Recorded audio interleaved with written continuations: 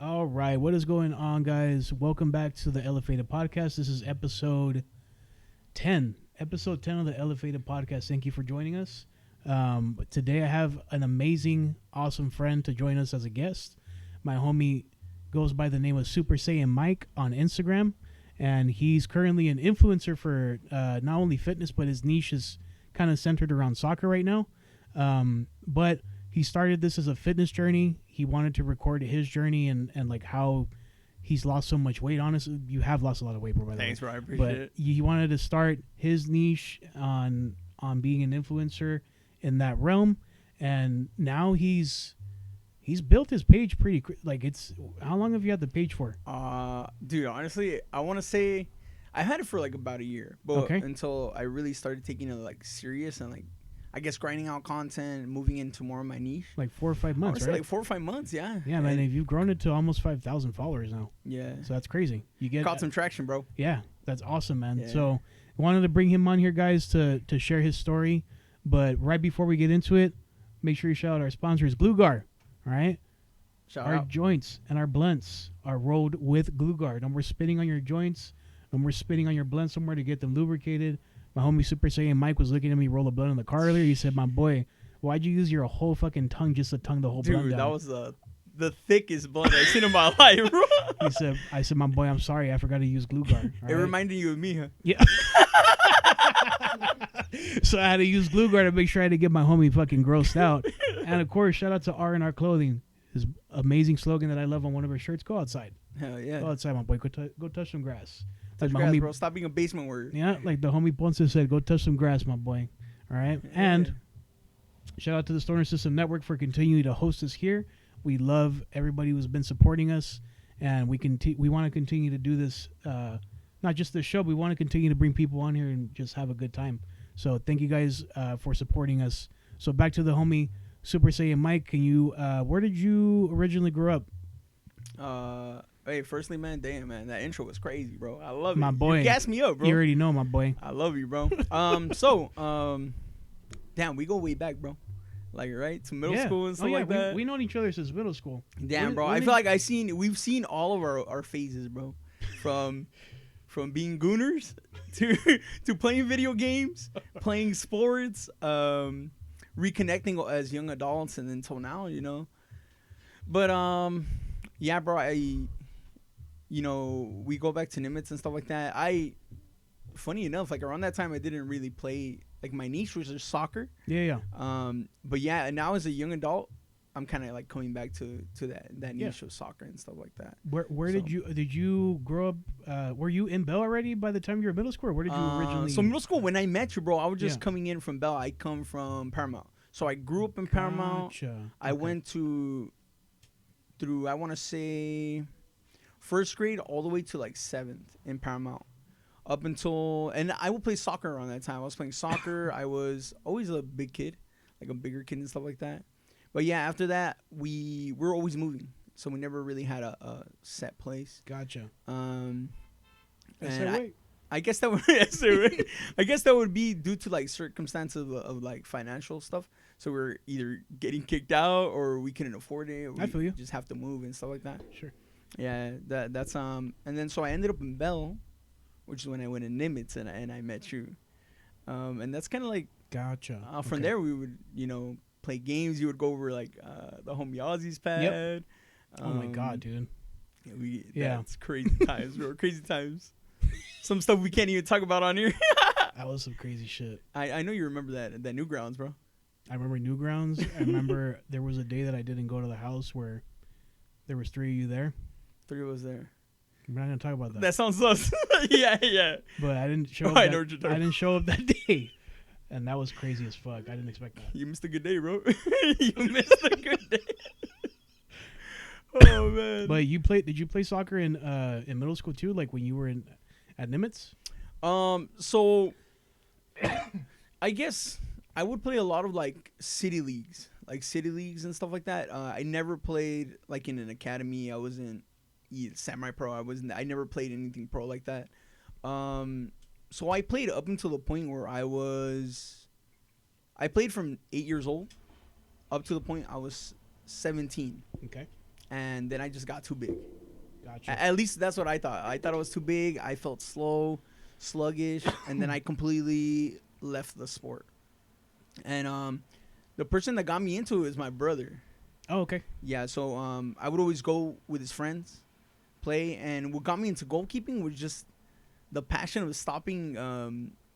I guess the goals and the shots of his older friends. Gotcha. So, dude, like I was like 9, he's 5 years older, so he was like around 14, 15. Okay. Stopping a shot from a 15-year-old when you're young, bro. Yeah, you feel like a beast. Ecstasy, bro. I felt like a young Buffon, gordo y todo, but like a young Buffon, bro, for sure. And so during that, so soccer was always a part of your life too, and then obviously, like you had mentioned earlier, you and I have played video games for such a long time together. When you were in high school, did you? I know you also were with us in the football team at some point. The football team, that's crazy, bro. That shit was crazy, dog. Hey, honestly, I only went for the workouts, bro. Because every time Hell Week came, bro, I would stay that week, and then I was out, my boy. I was like, peace. Yeah, dog. It was pretty brutal that time too. Yeah, honestly, bro. I just want to go. You see, I've always been in fitness and soccer, bro. It was always there, and I was always a chubby kid. So up until now, I found like some relative success, where it's like I'm sticking to it, and it's been going great. Another fun fact that people might not know too, like maybe even some people that you've been meeting as of recently, like because of your niche, right? Yeah, yeah. But you used to also you still probably take it serious, but video games has always been another competitive thing for you, right? Oh man, I love video games. I think if I ever credit, because I kind of come from I want to say like a really intense youth background. Gotcha. And what I mean by that, it's like not so much where I came from, it's more the kind of stuff I experienced. And so if I ever credit two things for like legitimately saving my life, it's soccer and video games. Nice. I love that stuff, bro. Okay. Yeah. What got you into wanting to compete? Well, have you ever competed in any Like video games? like video game tournaments or anything like that, like locals even? I love that question, bro. So I used to do competitive. My competitive journey, like in any game, started with esports, MLG. If you're an old head, bro, you know MLG. When it comes to Halo, when it comes to like Call of Duty, I used to go to events and compete with my other friend Sergio. Yep. He's like my brother. You know Sergio. Yep. And Sergio. we used to go with these other two homies, and we would join tourneys. We won a few locals, and we never got too big, but we were really good. Like I don't know if you remember, but in high school, whenever someone wanted to play Halo, like they would try to play me, and they'd get smashed. Get smashed hella bad. Yeah, nah, bro. Like, no, I'm ass at Smash though. At Smash, I'm ass. He's fucking lying, bro. He's fucking good at fighting games too. Dog. I'm trying to sandbag you guys. He's a dick. I remember, so fucking, you know how you play with like a control and shit, right? Yeah. Remember one time I went to this Swiss pad, he fucking brought out the fucking pad and Your everything. arcade stick. I was like, hey, dog. Yeah, like, what the fuck are we doing here? If I thought we were just playing. He wouldn't even I couldn't even move on my fucking character. My boy, if I'm inviting you to my house to play games, you know that shit ain't casual, bro. Yeah, it ain't dude. gonna be casual. It was funny as fuck, dude. With the magic stick. Guitar Hero too, when we used to play at the apartment that you were living at too. So I think when I've always done stuff, whether it's like gaming, whether it's sports, I had to be competitive. You're very intense about it. Very intense, very competitive. The kind of person I was is like whenever I do something, I have to go all in. And low-key, I never realized how good that would be until now. Yeah. Because like It when you're disciplines you. younger, it like now it disciplines you, right? It keeps you accountable, and you kind of, what do they call it? Where you really lock into something. That's I don't know, but you get really intense about it. You get really focused about it. Like focus, like intense, hardcore focus. Mm-hmm. And now when I'm doing like content, when I'm working on like the gym, I know if I didn't have that intensity, I probably would have given up by now. Okay. You know what I mean? So, like I look at it now, and it's both like a good thing and a bad thing, right? Well, it became second nature for you. Almost second nature. Yeah, because you were doing it already at a young age. At a young age. It's with everybody, you know. I'm sure people start with something and they just carry it with them, and it doesn't seem to them at the time it doesn't seem like it's like important, right? important, or it's a big thing, but Or you take it for granted. or you take it for granted. Yeah, You know, you might exactly. not take it too serious, but it Mhm. carries with you throughout your whole life, which is No, crazy. yeah, bro. And I think I've applied that to everything. Like when it came to intensity, Mm-hmm. like for video games, when it came to learning soccer, right? Yeah. Again, now as I'm relearning everything, because I played soccer from 8 or 9 through like 17. Yep. I stopped. I'm 31. I'm an old head now.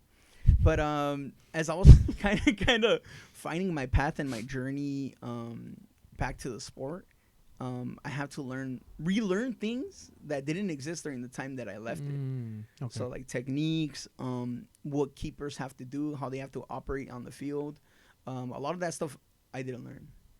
And when it comes to video games, when it comes to gym, you have to be the kind of person that always wants to self-improve. And I think that's something that I've kind of brought from video games and a lot of other stuff in my life Mm-hmm. and applied it now to my current life. And that's really helped me out a lot. You also found something that not only keeps you busy, but it makes you happy. It makes you want to continue to learn. Mhm. It just gives you that drive to keep going 100%. instead of just like kind of going through life not really exploring yourself. Yeah, You know? exactly. So like even for instance like this new influencer thing that you're doing too, I'm sure it all stems from something, but your curiosity was the first thing that really kind of peeked into it.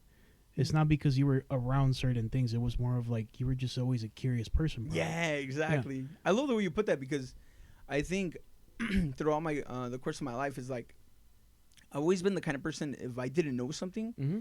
I wanted to look it up Yep. or learn it. And one thing I always credit like my parents for teaching me is like stay humble, Mm-hmm. stay authentic because I think when you're like that kind of person, people that are like you will gravitate towards you. Mm. And so I told myself when I started social media, if I couldn't be those two things, like authentic, genuine, I wouldn't do it Mhm. because I felt fake. And I don't know if you remember, since I love video games, I had made content of video games Yep. before. But if you go back in those videos, and I still have them up on like YouTube, you can find them. It's very like, hey guys, like check out this game. And nah, I hate that. I look back and I'm like, bro, why'd you do that, bro? But it's like you live and you learn, right? Yeah. You did those things, and you know how to do it now, right? So now that's the kind of like person.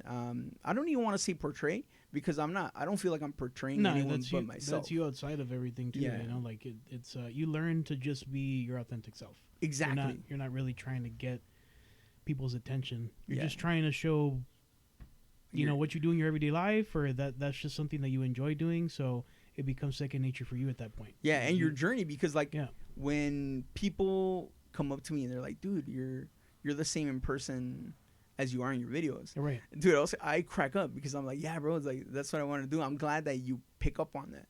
Yep. Because if you didn't, then I'm not doing my job as a person, right? Like I'm being somebody that I'm not. Yep.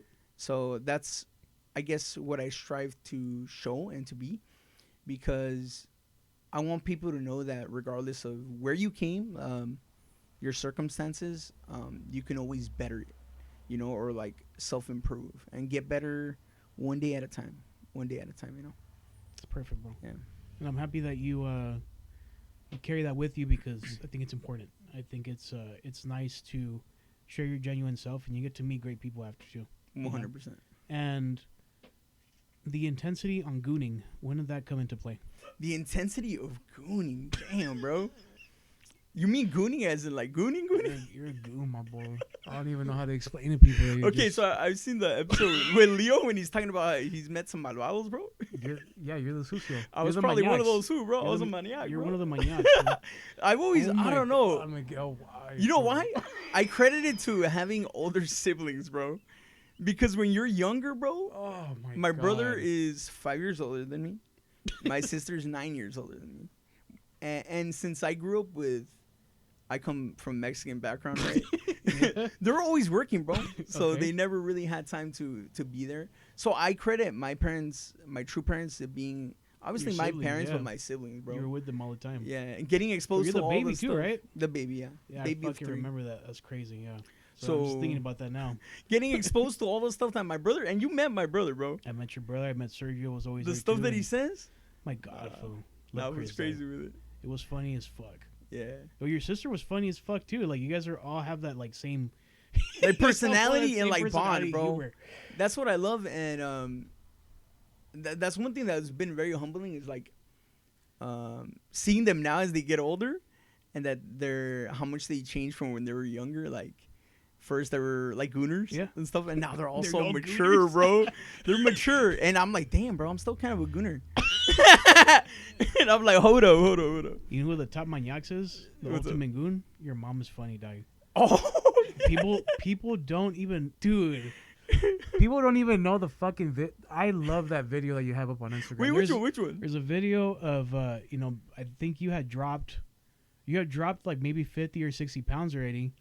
I know what you're talking about. Your mom. Your mom fucking bought this meme shirt. What the fuck did it say, dude? I think it said like she bought that in the 99-cent store, bro.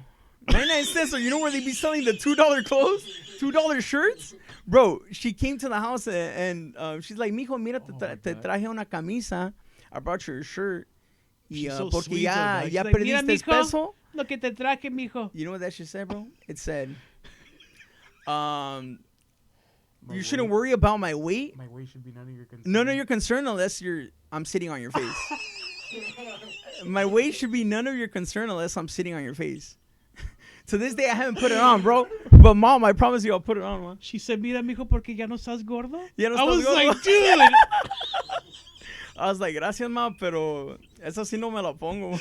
She was fucking dying in the video too, dude. I thought she was being serious too until the end. No, she Her was fuck- serious. But her face was so red from laughing too. Oh, like, yeah. 'cause she was like, "Yeah, I bought you the shirt." No, she dead ass wanted me to wear it, and I should literally wear it just to honor the fact that hey, Oh that was some real God, shit dude. that she brought it. You know? Dude, your family's really funny, bro. And Thank you, bro. They're Thank you. so cool too. I love your dad. Oh, my dad, Your dad's dude, super chill, he's bro. a master gooner, bro. He's master gooner, but he plays it off like he's such a like He's just chill. just chill. But nah, bro, he's like waiting in the covert darkness, bro. So he's just waiting to come in and he's listening, bro. Never talked to my dad, talked about stuff when my dad's there, cause he's Mexican, bro. But he understands fluent English. He understands it, bro. And when he's mad, he speaks it fluently, bro. So that's crazy. Your dad's sick Yeah. as fuck, fool. He's top, bro. I love my pop. It's just funny, like, it's because you have to be. He gave off the personality of him always having to be serious too. Yeah. Like he's a very, very sweet, nice fucking person, but Yeah. he's always about like seriousness. You don't want to say nothing like crazy in front of him Yeah. and shit like that. And then obviously your mom too. Like they've always just looked like very people you don't want to say like weird things around or shit No, like yeah, that, and, like yeah. be offensive to them, But it's funny because they're actually But they're fucking they're very gooners. laid back. And They're very fucking- laid back. They're And so cool, dog. Once you get to know them, they're chill and they're funny as hell, bro. And they're very perverted, bro. I don't know if all parents are like that, but for sure my parents are perverted, and I blame. Well, I think they were once us. They were once us, You know, exactly. they were they were young too. We never grow out of that, bro. Nah. We just get better at hiding it, bro. We just get better at hiding it, bro. I swear. Oh my god. Dead dog. ass, man. Yeah. So But you know, it's funny that takes a sip. take a little sip, man. I'm Takes a smoke. thirsty, man. That's just like me smoking a bong. It's crazy because a lot of people, and this kind of applies to my journey, and I guess the kind of person that I've become. Sure. Kind of just going back to, I guess, my upbringing. Dude, you look at my parents now, and it's like they've kind of made such a big improvement with themselves and their marriage and stuff like that. For sure. But a lot of people don't know this, and I kind of want to talk about this because I'm sure coming from Mexican background, there's kids, especially that follow me, that might be experiencing this. Yeah. Yep. So my dad, when we were younger, bro, up until the point where I was maybe 15 years old, 16 years old, was an alcoholic. Gotcha. I think a lot of us can relate to that because we come from a Mexican background, bro. Oh, The yeah, culture is very machista, masculine. So I got to experience a lot of stuff, like my dad hitting my mom, my dad talking smack, even to us, like hitting us and stuff like that. But you know, we hold on to that till our early adulthood, bro. Oh, dude. Yeah. Because I had to come to terms with a lot of that stuff, and that's part of the self improvement and being the kind of person that you can take a step back from that and self reflect. Yeah, for sure. Like, you can go through things, but don't let them define you. Nope. Because, like, sure, you can be the kind of person that you either let it define you, or you take responsibility and be like, okay, I went through that, but because I went through that, that doesn't mean I have to be like a bad person. Exactly. And I think when it comes to self improvement or going on through life, whether it comes through like breakups and stuff like that, there's always, I guess, this saving grace, and it's just moving forward from that event that happened to you, and just try to be better. And yeah, my dad's not an alcoholic. He had like a 180, and so he, in my life, kind of set an example. I guess now that I look back at it, that people can change and people can become for the better. Yeah. Yep. Better. So, shout out, Pops. You're a goat. Yeah, shout out to your dad, dog. Yeah, bro. Hell yeah. Yeah, but they're funny as fuck. Yeah, they are. And They're it's funny because bro. they're only gonna get older, dude, and they're only gonna get funnier. When they get older, they get funny, they get crazy, bro. Yeah. Nah. They just tend to not really care no more, and they're focused on their kids now. So it's like it's all about focusing on having a good time. A good time. That's yeah, it. exactly. That's it. I feel like we should be how we strive to be when we're older now. Like, and enjoy it, because like I feel like when you're younger, you kind of take everything serious. Right. And you kind of just, you're doing dumb stuff, bro. Yeah. But you kind of have to learn to enjoy the moment. Because, you know, after high school, bro, I don't know about you, but time moved insanely fast. Dude. Yeah, still going fast right now. Yeah. We were 17 and now we're 31, bro. That's crazy. My 30s already died. 30s. Fucking, so you're, just to kind of circle back, because I want people to kind of see like the progress that you made too. So at some point, which you talk about all the time, at some point you were at 380, and now you've dropped over 100 pounds, right? Yeah, so I started my journey at 380. Yeah. I was coming out of a really bad breakup, and so I was 380. I'm currently 270. So like I lost around 110 pounds, give or take. And I want to say there was a lot of stuff going around in my life during that time to have triggered such a traumatic and emotional response in my brain. Yep. To want to become a better person. I had become extremely stagnant with my life. I wasn't sure what I wanted to do. I had no purpose, no drive, I guess. I want to say I was in a toxic relationship or a toxic environment where I didn't really feel like I can do my own stuff. Like, all my time had to be invested in the other person and their family. Coupled with that, at the same time, I had just lost my 2 dogs, like childhood dogs. You remember them, Moon, Scooby, and stuff like that. Yeah, so it was kind of, I had 2 choices. I could go through that stuff and stay there in a depressive, anxious state, or I could choose to circumvent those situations and become a better person. Choose to be better, reflect on all the things that are happening. I could have easily been like, you know what? This is all happening to me. My life's a joke. I don't want to continue. Yeah. But I was like, no. Like, I'm not going to let it define me. I'm going to be, try to be better. Try to be a better person. So, to me, when I was going through that, I only had one choice, which was to move forward. And so I turned to one thing, the gym. The gym, goddamn, bro. That's tight. Yeah, the gym, I credit it for saving my life, too. The gym, it's like therapy, bro. You go in an hour or 2, you do what you got to do, you pump some iron, you come out, dopamine hits, you feel great. So throughout my journey, since I played in my youth, it all kind of circles back, right? So I played in my youth. Another thing during that dark place where I was within my journey, I was like, damn, bro, like, why did I stop doing all these things that I really enjoyed? Like, those are the things that fueled me when I was younger. Nothing has changed. The only thing that has changed is that I stopped. So I was like, I still love those things. Let's go back. Let's do them. We have nothing to lose. I was at my lowest, mentally and physically. So I was like, okay, let's give it a chance. Let's play again. So my brother, he tells me in the morning, yo, bro, come on, we haven't played in a long time. Let's go play. So I was like, I'm like, dude, I'm really big. I don't think I can even goal keep, because I play soccer, and for those of you that don't know, I never played outfield. So I only had one position that I could play if I played soccer, right, which was goalkeeper. So, and I remember the wake-up call that kind of made me continue on my weight loss journey was when I went to the park with my brother. I don't remember what day. I think it was in the weekday. He had a day off, and we went. A day off for gooning. For gooning, yeah. Dude, I tried to dive, and my body wanted to, but my brain couldn't. It was like such a disconnect, bro. Right. And I remember leaving the park that day. You're like, fuck. Depressed, bro. Yeah. I was like, I let myself go that much, bro? Like that I can't do something that like I once enjoyed doing. Like, yep. That's crazy.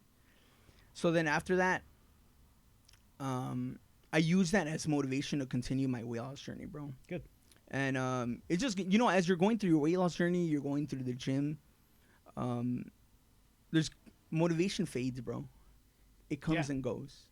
It's a discipline, though. It's a discipline, exactly. That's really what it is. You just got to keep going. You got to keep going. You have to build systems that will keep you going, help you, and keep you going, bro. Yep.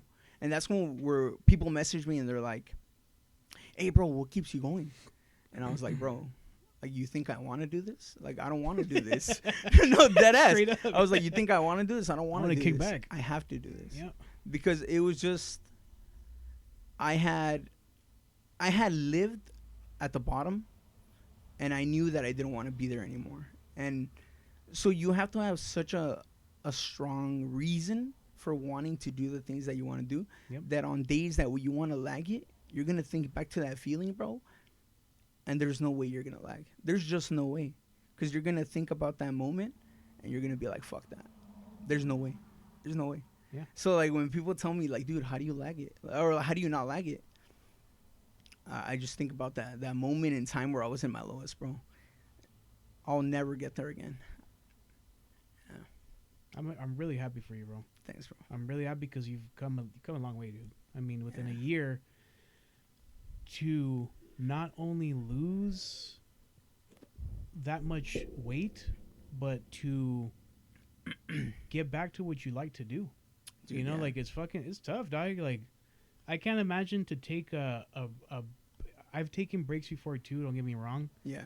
There's just shit that happens in your life that weighs you down a lot. Yeah. And for you to get back to something and get the ball rolling is already difficult in its own. Yeah, bro. I feel like that's the hardest part, bro. Yeah. And that's why, low-key, since I've always followed your journey, like from music, when you were doing sports and stuff like that. Thank you, dude. And I know I told you before, it's like I always admired the way it doesn't matter what was going on in your life, your passions, you always follow them.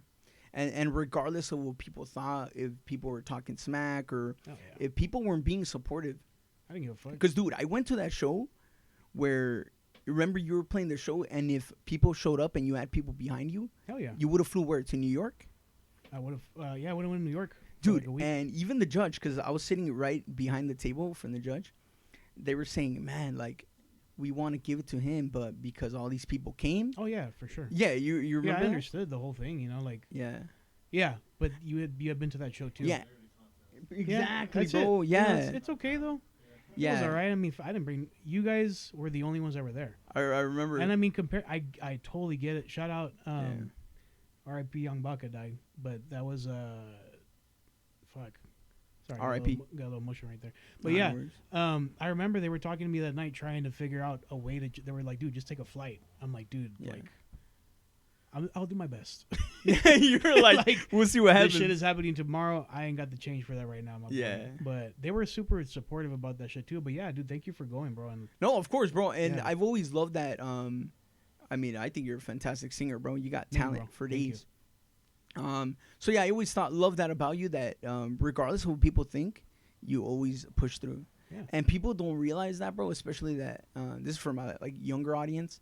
When you're young, bro, you don't know that how much that affects you. Oh yeah. And how much you live for other people instead of like living for yourself, bro. For sure. And I think that's kind of like one of the things that I realized in my mid-20s to now to like my 30s.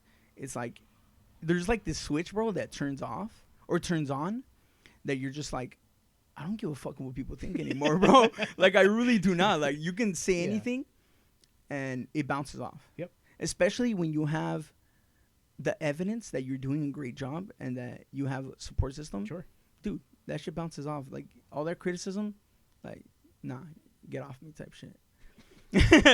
But I guess advice for the youth is like you gotta stop caring so much about what people think, bro. Yeah. Live for yourself.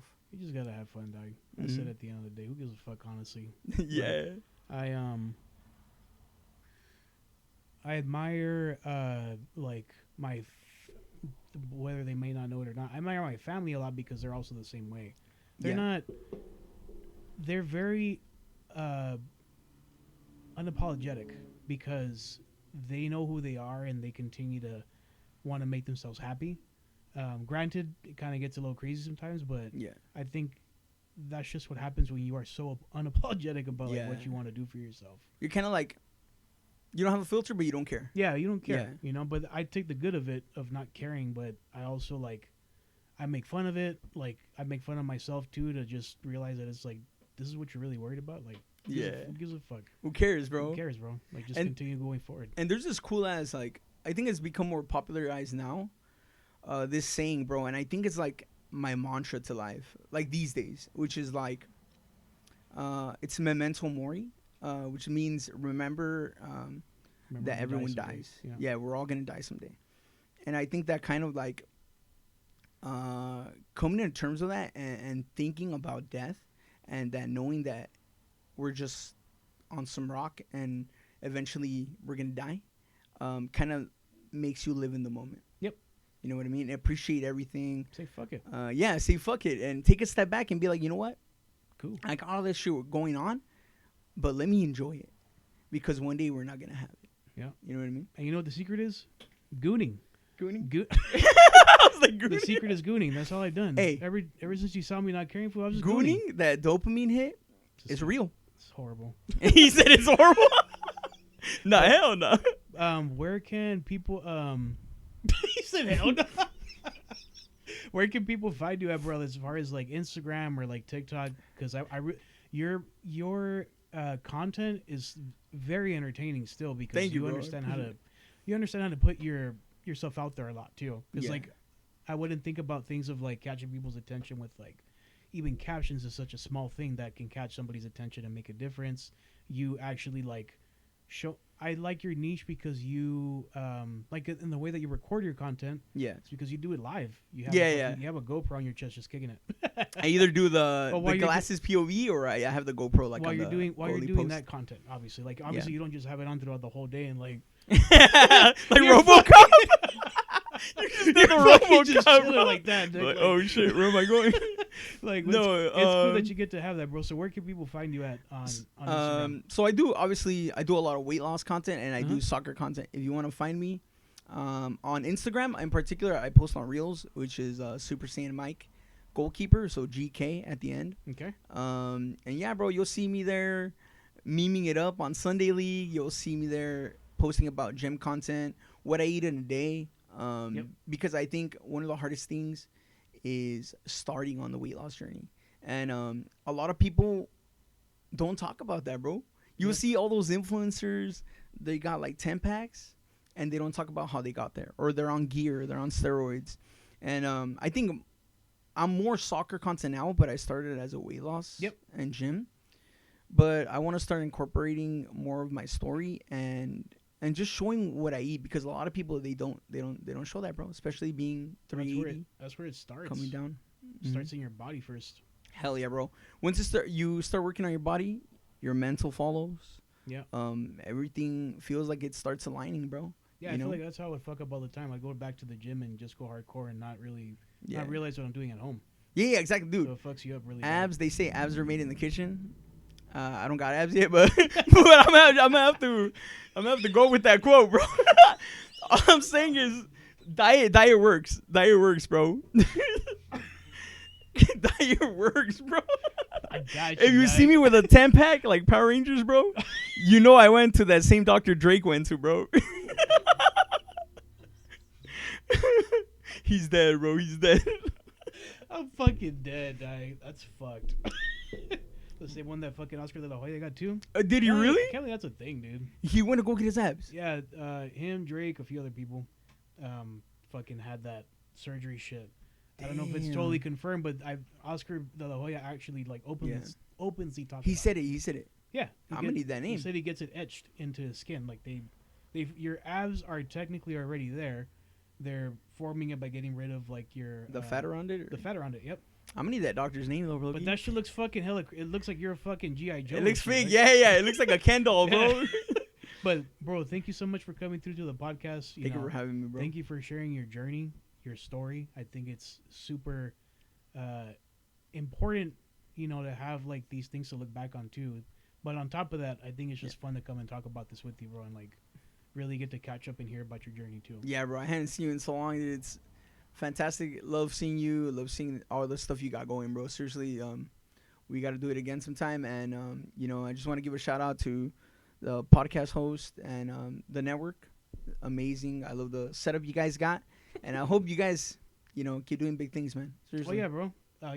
Once again, shout out to our sponsors, Glugar. All right, stop spitting in your blunts, your joints. Super Saiyan Mike already saw me spitting in my whole blunt earlier and said, "My boy, that's too thick. You're gonna have to unwrap that real quick." Yeah, bro. It looks like me. Too thick like me, bro. Shout out to R&R Clothing. Go outside. All right. Episode 10 of EleFaded Podcast. Thank you guys so much. Peace. Peace. And we're gonna sit here and just awkwardly stare at each other for the moment. Fade away. I'm fading in my seat right now. Dude, David, what was thinking? Relax. We did it?